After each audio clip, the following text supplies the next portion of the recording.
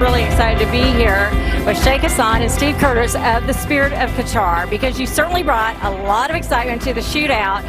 It's been excitement that you've been planning for a while. Yeah, we initially we had this plan when we started this project in 2012 when we started to build the boat, and we had so many races scheduled for the boat, but then the possibility of upgrades to the bigger motors to come in for the shootout. Of course, we didn't anticipate that My Way would have, raised the bar higher last year, and we thought that we would be in the low teens, high teens number. But then when he came out with the 224, Steve and I had to go back to the drawing board and, replan the whole thing, and then came out for the shootout, and we did surprise ourselves with the number as well. Interesting to hear that you thought you were shooting at one level, and then last year happened, and you thought, ruh-roh, we got to go back to the drawing board. Yeah, that's indeed what happened. I mean, he just messed at us big time last year when he shot the 224. So apparently we had to do something. This is a shootout. This is not something. I mean, we're not here just to show off the boat. We're here to show that indeed we can go for the challenge. And the guys did a wonderful job in getting the boat ready and ready for this run. We only did like 5 minutes test in Orlando before we got it on trailer and shipped to Missouri for the shootout. So basically, we didn't know what and how the boat would react, when we go above the 200 mile an hour. So you were still a little up in the air on it, and speaking of up in the air, I know your chutes deployed on your first run. Did you expect that or no?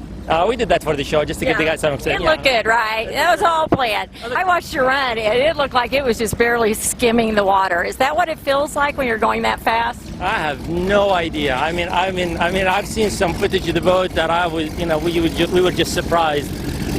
Steve is on the sticks there, and he did a wonderful job to keep that boat on the water. I mean, it takes a lot of guts for him to feel the boat and just keep it there and all the way to the finish gate. So I mean, he did an excellent job, and my job was just to keep it straight, and hopefully that we'll be able to do the mile an hour. I was just reading GPS as we were going through, and he was doing whatever he was doing there. Do you know yet what your GPS said you were running?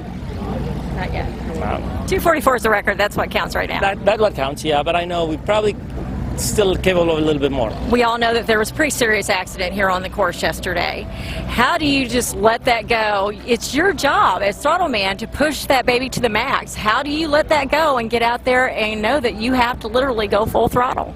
Well, you got to box out, because Mike and Joel, great friends of mine, and you just got to box that out. You got to put it, somewhere not in the boat, and you got to concentrate on what you got to do out there and run hard. That's the only way you're going to get records like that. Now, was there some point in time, because it's such a fast run, was there any point in time where you're like, oh, we've got this thing, we can feel it, or no?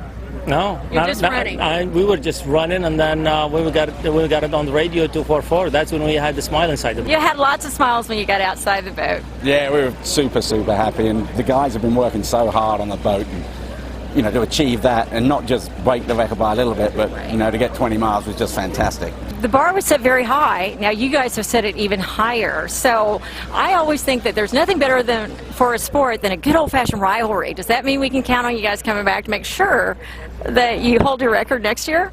Well, we don't know. I mean, it all depends. I think the only boat that is capable of doing that, as is now, is My Way. Yeah. So it all depends if Bill will put something out, and if he's going to come in next year and go for a run, we would probably look for the same thing. We will, go back to the shop and rework what we need to do, what we need to do for next year, and then come in and do it again, and hopefully we can still be on top.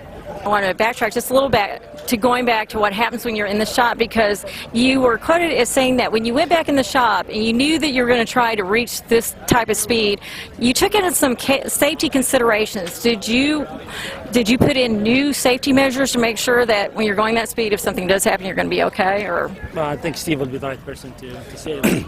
Well, when we started off the concept of this boat, Sheikh and I sat down, knowing that we were going to head for over 200 miles an hour. We put a lot of safety into this boat, a lot more than probably any other boat's got out of there. That's why we've got a two-man cockpit, not a four-man cockpit, and the strength around the cockpit is really, really strong. We've got very small windows.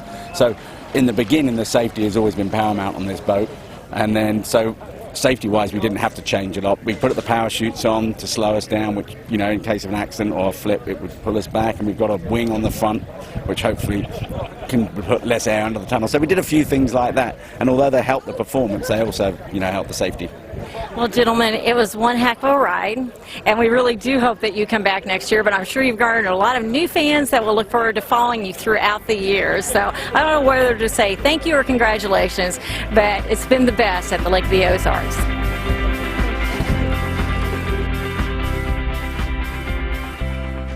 Your Hometown Marina is sponsored by Glen Cove Marina, Polylift Boat Lifts, and Captain Ron's, home of the Lake of the Ozarks Shootout.